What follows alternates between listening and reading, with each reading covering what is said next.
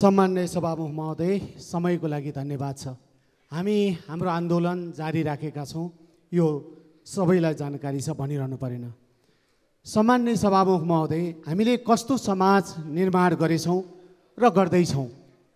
यहाँ काम गरेर खानेहरूले चोरेर खानेहरूलाई जवाफ दिँदै हिँड्नुपर्ने। 33 दिनदेखि भिजिट भिसाको नाममा भइरहेको मानव तस्करी विरुद्ध हामी आन्दोलनमा छौँ सभामुख महोदय, र संसदीय छानबिन समिति वा उच्च स्तरीय छानबिन आयोगको माग गरिरहेका छौँ। यस विषयलाई विषयान्तर गर्ने गरी हिजो यही सदनमा निराधार आरोप लगाउने कोसिस गरियो सभामुख महोदय। राजनीतिलाई पेसा बनाएर वर्षौँदेखि देश दोहन गरिरहनेहरूले आफ्नो पेसा व्यवसाय गरेर खानेहरूमाथि गम्भीर आरोप लगाउन पछि परेनन् सभामुख महोदय। मलाई दया लाग्छ सभामुख महोदय, 2048-49 सालतिर कोही मन्त्रीका पिए बसेर सरकारी कागजात किर्ते गरेर विदेश मान्छे पठाउने काम गरे बापत हनुमान ढोकाको चिसो छिडीमा धेरै रात बिताएकाहरू पनि आज यही सदनमा संसद भएर बसिरहेका छन् सभामुख महोदय। सभामुख महोदय, अरूलाई आक्षेप लगाउनेहरू भिसा पाए भने आफै टाप कसलान्। गर्नुहोस्, उहाँलाई मैले समय दिइरहेको छ, तपाईँले सुन्नुपर्छ।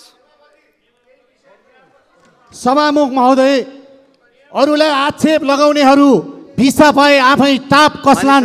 हो, म गर्वका साथ भन्छु, हो म गर्वका साथ भन्छु सभामुख महोदय, सुमिरे टुर्स एन्ड ट्राभल्स मेरो कम्पनी हो सभामुख महोदय। मान्य सदस्य आसन ग्रहण गर्नुहोस्। मैले समय डोल प्रसाद अर्याललाई दिएको छु। म यही देशमा राखेपछि म यहाँलाई यही देशमा केही गरेर खाने मान्छे हुँ, चोरेर खाने मान्छे होइन सभामुख महोदय। मेरो समय ठिकै चलेको छ सभामुख महोदय। अरूको घडीको समय बिग्रेको छ भने म के भनौँ सभामुख महोदय। मेरो कम्पनीमा मात्र एकजना मान्छे भिजिट भिसामा जापान होइन। गरौँ, मैले डोल प्रसादलाई समय दिएको छु, उहाँलाई 3 मिनटको समय। संसारको कुनै देश गएको छ, हामीले पैसा लिएका छौँ र फर्केका छैनन् भने प्रमाण पेश गर्न म चुनौती दिन्छु सभामुख महोदय। होइन भने सभामुख महोदय, निराधार आरोप संसदको रेकर्डबाट हट्नुपर्छ। म यो सभामुखज्यूबाट रुलिङको माग गर्दछु सभामुख महोदय। सभामुख महोदय, कसैको सचिवालय चल्ने स्रोत घट्यो भनेर, कसैको जिल्लाको कर्मचारी पर्यो भनेर हामी हाम्रो आन्दोलनबाट पछि हट्दैनौँ सभामुख महोदय। हाम्रो आन्दोलन जारी छ सभामुख महोदय। मैले फेरि भन्छु, निराधार आरोप संसदको रेकर्डबाट हटिनुपर्छ, यो कट्नुपर्छ। आफ्नो कुराहरू राख्नुहोस्। सम्माननीय सभामुख महोदय, यो लामो समयदेखि संसदमा हामीले भिजिट भिसा प्रकरणमा छानबिन गरौँ भनिरहेका छौँ। यो कुनै राजनीतिक दाउपेचको कुरा होइन। म सरकारमा रहेका दलहरूलाई पनि मेरो अपिल छ, अनुरोध छ, त्यहाँ भिजिट भिसामा बिक्रीमा परेका मान्छेहरू यो रासपा र रापरपाका या अन्य दलका मात्र होइनन्। त्यहाँ काङ्ग्रेसका मान्छे पनि परेका छन्, त्यहाँ एमालेका मान्छे पनि परेका छन्, त्यहाँ माओवादीका पनि छन्। समग्रमा भन्ने हो भने नेपाली नागरिक बेचिएका छन्। तिनीहरूको छानबिन गर्नुपर्छ। यहाँ संसदमा अहिले पनि अपिल गर्न चाहन्छु, साथमा आउनुहोस्। संसदमा हामी कति सङ्ख्यामा छौँ भन्ने कुरा महत्त्वपूर्ण होइन, यो मुद्दा जायज हो कि होइन त्यो कुरा महत्त्वपूर्ण हो। अहिले हेर्नेलाई गर्नेलाई भन्दा देख्नेलाई लाज भइसकेको छ।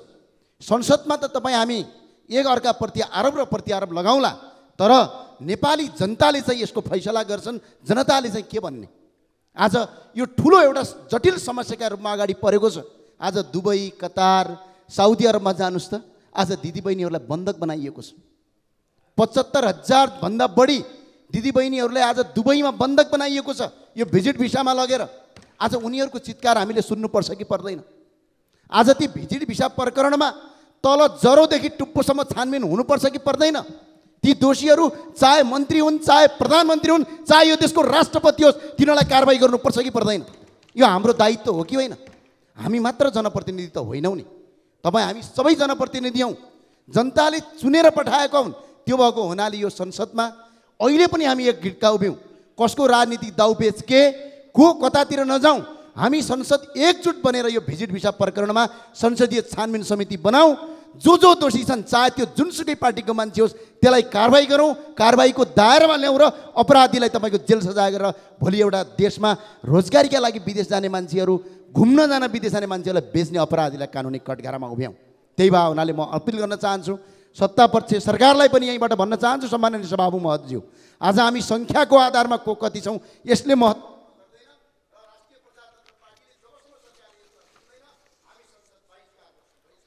सदस्य रामहरि खतिवडालाई म समय दिन्छु। सभामुख 3 मिनेटभित्र आफ्नो कुराहरू राख्नुहोस्। सभामुख महोदय, आज केही मान्य सदस्यहरूको अभिव्यक्ति यहाँ सुन्न पाइयो। हामीले कुनै मान्य सदस्यको नाउँ किटान गरेर भनेका थियौँ न। चोरको खुट्टा काठभन्दा खुट्टा झिके जस्तो गरेर केही मान्यहरू प्रस्तुत हुनुभयो। आज पनि अनुरोध गर्न चाहन्छु, हामीले कुनै पनि संस्थालाई छानबिन गर्नुपर्छ भन्दा किन ठुलो डाको स्वरले संसद थर्काउन सकिन्छ महोदय? म अनुरोध गर्न चाहन्छु, कुनै बेला हामी अदालतबाट निर्दोष प्रमाणित भएर संसदमा प्रतिनिधित्व गरेका छौँ, तर आज दोषी भएर आज पनि तिनै मान्छेहरू ठुलो स्वरमा यहाँ कराउँदाखेरि हाम्रो आपत्ति छ। सभामुख महोदय, म अनुरोध गर्न चाहन्छु, हामीले निष्पक्ष छानबिन हुनुपर्छ भनेका थियौँ, छानबिन गरौँ, दोषी छ भने कारबाही गरौँ, निर्दोष छ भने हामी उहाँलाई सफाई दिन चाहन्छौँ। सभामुख महोदय, कानुनी रूपमा आज पनि हिजो जुन म्यान पावर कम्पनीहरूमा काम गर्ने म्यान पावर कम्पनीहरूलाई दलाल मार्फत सुविधा दिने 209वटा म्यान पावर कम्पनीहरूलाई श्रम मन्त्री हुँदाखेरि अवैध रूपमा सञ्चालन गर्ने अनुमति दिने को मान्छे, को श्रम मन्त्री थियो, त्यो छानबिन गर्न म अनुरोध गर्न चाहन्छु। सभामुख महोदय, हामीले छानबिनका लागि अनुरोध गरेका छौँ। छानबिन गर्नुपर्छ भन्दा फेरि पनि भने चोरको खुट्टो काठभन्दा फुत्त खुट्टो झिक्ने जस्तो प्रवृत्ति अन्त्य हो। सभामुख महोदय, म अनुरोध गर्न चाहन्छु, यस्ता कुरा रेकर्डबाट हटाउनका लागि भर्खरै बोलेका मान्य शब्द रेकर्डबाट हटाइयोस् भनेर अनुरोध गर्न चाहन्छु। सभामुख महोदय, धन्यवाद।